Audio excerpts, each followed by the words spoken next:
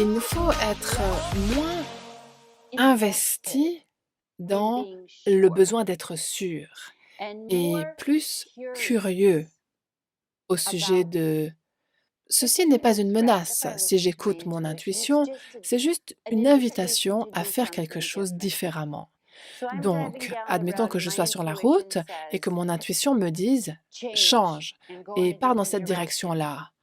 Et votre chien qui aboie dit: «Mais comment je peux être sûr? De quoi ça parle? Pourquoi ça me dit ça? Donnez-moi une raison». Alors que l'intuition dit simplement: «Ah, prends cette direction-là». Et donc si vous êtes dans le jeu, vous vous dites: «Ça va pas me faire de mal, je vais essayer. Je vais juste essayer quelque chose de différent. Je n'ai pas besoin d'être aussi rigide et figé et dans le contrôle et cela ne me menace pas d'essayer cela. Donc j'ai le temps, d'accord». Et vous prenez cette route-là et vous y allez et sur la route où vous étiez, 5 minutes plus tard, il y a un accident qui bloque tout. Mais vous, vous êtes là, vous continuez simplement votre chemin joyeusement sur l'autre route. Tandis que si vous avez besoin d'être sûr, vous vous retrouverez coincé.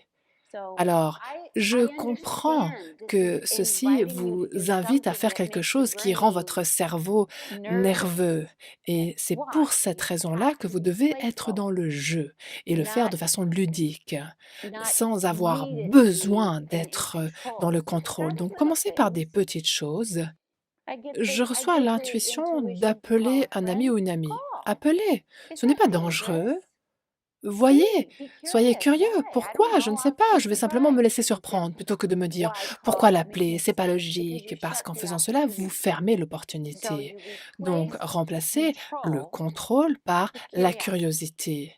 Et les gens qui vivent avec curiosité sont les grands inventeurs, les grandes sources d'inspiration, les grands artistes, les grands musiciens. Ce sont eux qui sont les grands magnifiques innovateurs et innovatrices du monde, alors que les gens qui sont dans le contrôle, mmh, ne sont pas si heureux que ça. Donc, vous avez le choix.